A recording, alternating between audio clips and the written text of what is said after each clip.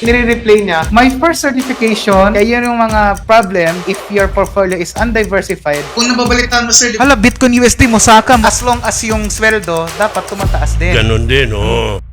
2024 is a great year for us. Kasi syempre, napakarami po tayong big events na sinalinan as WizKid Academy, di ba? From January until December this year, naku po, napakadami nating events. Bago mo nating isa-isahin yan, di ba? And syempre, isa rin natin yung mga major milestone at mga major achievements, ay balikan muna natin yung ating 2024 recap. Ano ba nangyari ng mga buwan na yun? Sige, tara, let's start! Nung January guys, nagpe-prepare kami ng oral examination sa Ateneo CSS. And before the exam ay bumisita muna kami sa PSE Tower dito po sa BGC. Katabi po siya ng 3D na billboard. Yun na po yung PSE building. Ano, napasok kami dyan. Grabe, nakita ko ano yung operation sa loob ng PSE. Kaya na-immerse kami dyan and we met my fellow colleagues na professional dito sa stock market industry. Noong February guys, we've graduated sa Ateneo Graduate School of Business and PSE po as Certified Security Specialist. Lejarde Joseph J.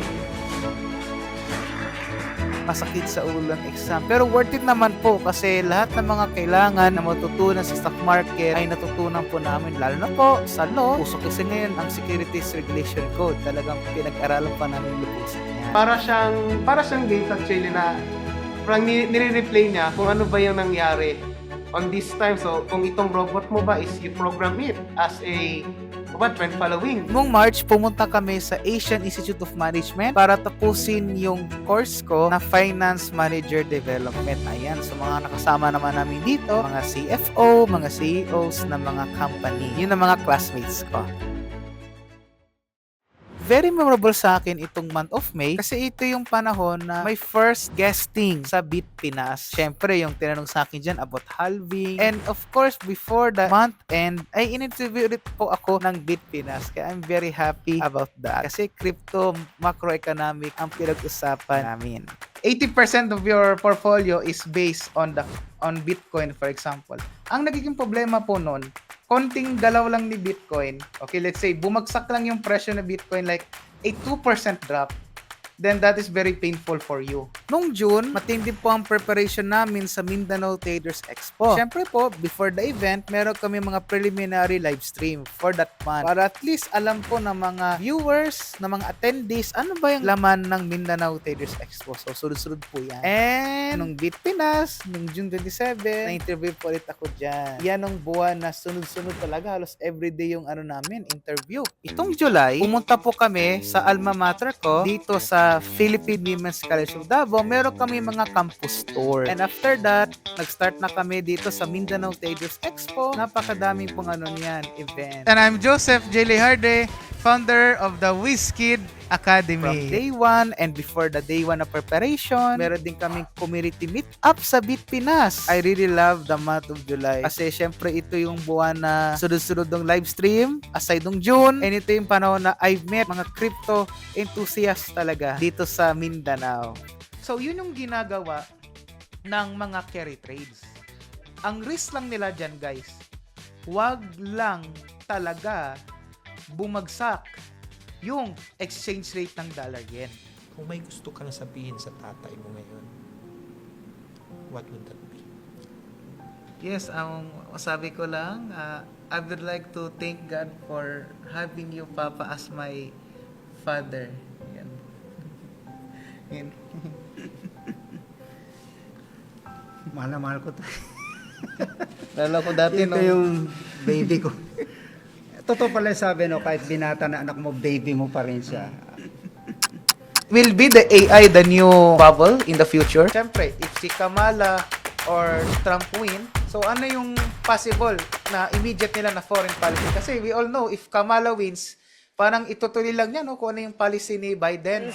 You can always trust me. Ay, mga apo ko, narinig nyo yan.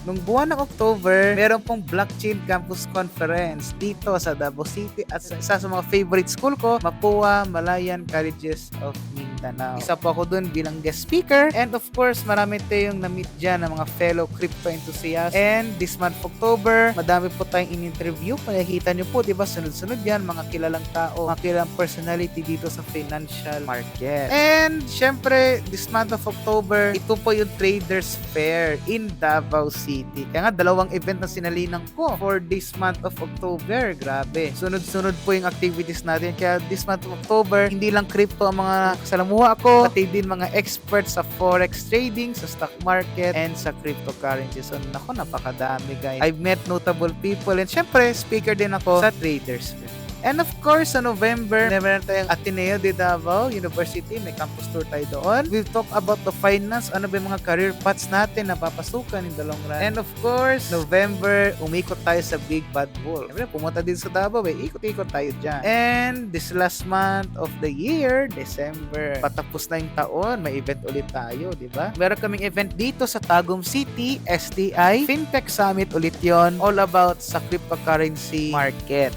Yan, dami pinag-usapan dyan. And meron tayong awarding dito sa Mandaya Hotel. Napakarami po tayong mga events na inatinan. And I'm very proud. Ang bilis ang pala ng taon. Parang January lang ulit, no? Season 2. Diba? We are proud kasi napakarami pong big events na kasama po tayo. And excited na ba kayo sa 2025?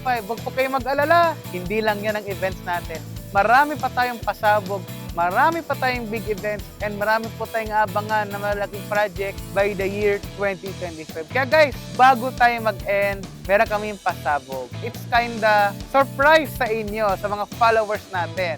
Stay tuned sa channel natin, by January namin i-announce. So that's all for today. Happy holidays and see you in 2025.